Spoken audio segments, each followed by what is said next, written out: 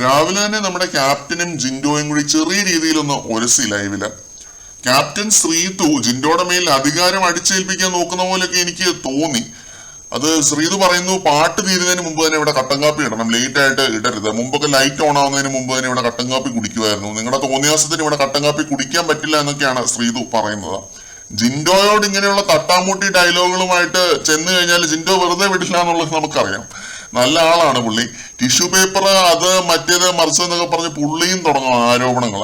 ജിൻഡോയോടൊന്നും അധികം നേരം ശ്രീധുവിനെന്നല്ല ആർക്കും റേസ് ആയിട്ട് നിൽക്കാൻ പറ്റില്ല എന്നതാണ് യാഥാർത്ഥ്യം. പുള്ളി എടുത്തിടുന്ന ആരോപണങ്ങൾ അമ്മാതിരി ആയിരിക്കും.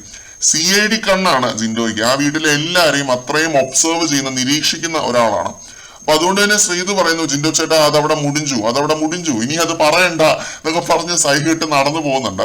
അപ്പൊ അതായിരുന്നു രാവിലെ ക്യാപ്റ്റനും പിന്നെ നമ്മുടെ ജിൻഡോയും തമ്മിലുള്ള ഒരു ചെറിയൊരു ഒരസല്. വലിയ കാര്യഗൗരവമുള്ള ഒരു തർക്കമൊന്നുമല്ല, ചെറിയൊരു കട്ടൻ കാപ്പി തർക്കം.